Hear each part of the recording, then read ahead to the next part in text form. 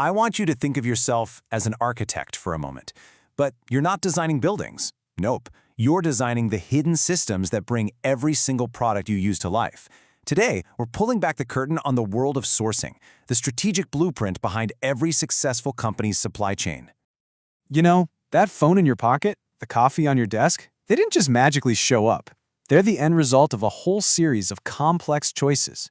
And maybe the most important of these choices is sourcing, deciding where and how a company gets everything it needs to run its business. Honestly, you can think of it as the invisible engine of business. It's the thing that makes everything else go. All right, let's get into our architect's toolkit. Here's our game plan. First, we're going to get our bearings with something I call the sourcing compass, 4 key questions that guide every decision. Then we'll tackle the first huge decision every company faces. Should you make something yourself or should you buy it? After that, we'll build out a playbook of different supplier strategies. And finally, we'll see how it all comes together to craft a winning strategy. You know, every great design has to start with a solid foundation. And in sourcing, that foundation is built by answering 4 absolutely critical questions.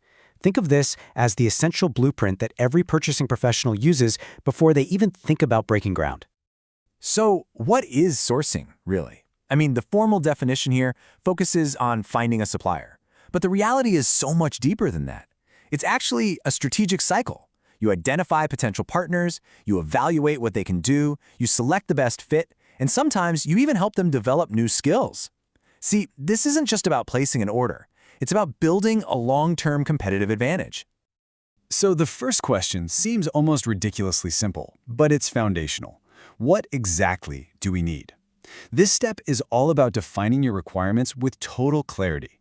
Because, let me tell you, any ambiguity here is your worst enemy. It just leads to delays, quality failures, and a ton of wasted money.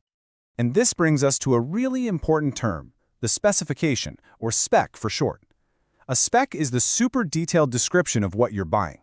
For example, an auto manufacturer doesn't just order steel, no way. They specify the exact grade, the tensile strength, the thickness, the corrosion resistance. A vague spec could literally result in a car that fails to meet safety standards.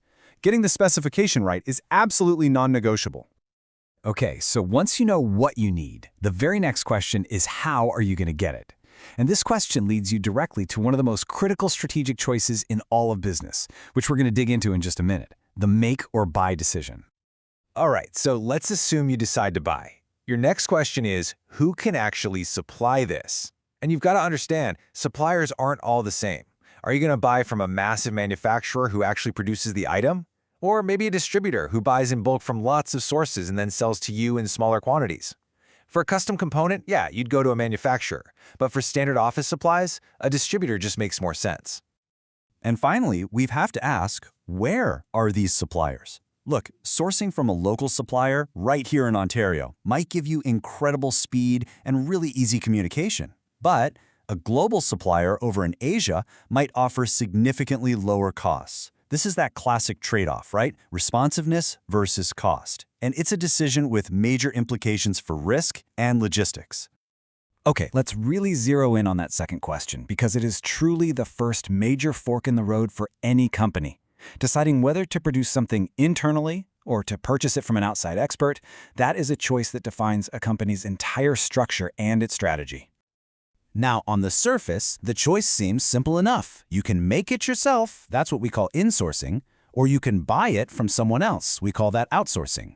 But don't let that simplicity fool you. The strategic thinking behind this one decision can define a company's entire future.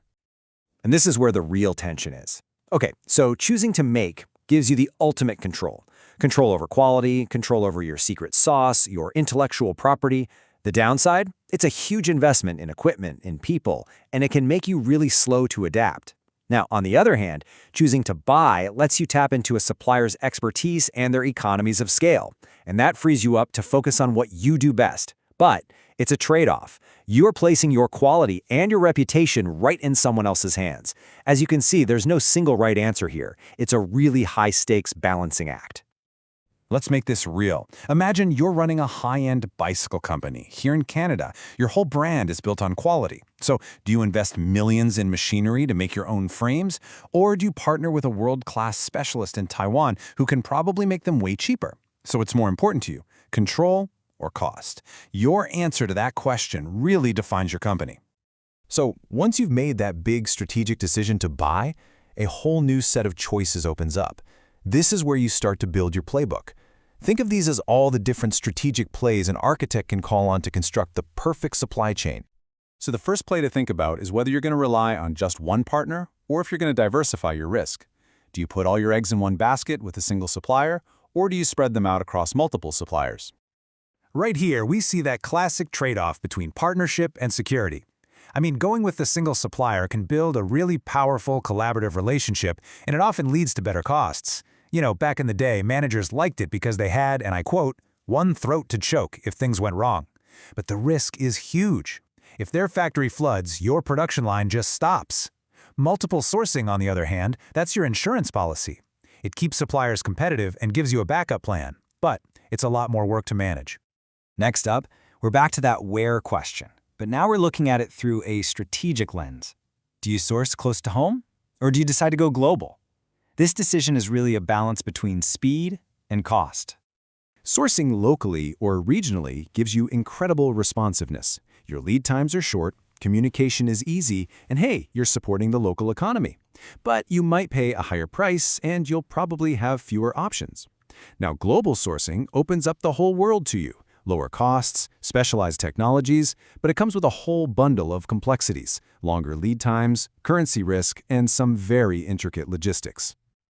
The next decision in your playbook is about where you tap into the supply chain. Are you going to go straight to the source, the manufacturer, or are you going to work with an intermediary, like a distributor? So here's the key takeaway on this one. Buying direct is all about scale. If you're a big enough company to order a full container of widgets, you go straight to the manufacturer to get the best possible price. But if you only need a few boxes of those widgets, a distributor's your new best friend. They're the ones who break down those large shipments for you. You're basically paying them a little extra for the convenience and the flexibility of buying in smaller amounts. And finally, you need to consider the size of your supply partner. Are you going to partner up with an industry giant or a more nimble, smaller player? Large suppliers offer stability. They've got high capacity, deep pockets, and really sophisticated systems. The risk, and it is a big one, is that if you're just a small fish in their giant pond, you will not be their priority when things get tough. Small suppliers, on the other hand, can be incredibly flexible, innovative, and responsive. They might offer you just amazing service. The risk there, though, is their limited capacity and their potential financial instability. Okay, we've explored the questions, we've looked at the big decisions, and we've built the playbook. So how do you actually craft a winning strategy? Well, the most important lesson in all of sourcing is that there is no single best way. The strategy is always contingent on the situation. This quote here really says it all. It just captures the essence of modern sourcing. The best approach always depends on what you're buying, what the market looks like, and most importantly, what your company's actually trying to achieve. Let's see how this plays out with a really clear example. Think about two different food businesses. You've got Quick Burger, a fast food chain. They're focused on low cost and consistency. So their sourcing strategy for, say, frozen beef patties would involve buying from a single, large, probably global manufacturer to get the absolute best price. Now let's consider the Brampton Bistro, a gourmet restaurant focused on top quality and flexibility. For their fresh vegetables, the chef would probably use multiple, small, local suppliers to make sure everything's fresh and to adapt her menu to whatever's in season. See? Same playbook, totally different strategies, all because their goals are completely different. So the ultimate takeaway is this. Sourcing isn't just a bunch of transactions. It's the architectural expression of a company's entire strategy. The choices you make are going to determine whether your supply chain becomes a source of competitive advantage or a constant liability. So the question I have for you is, what kind of architect will you be?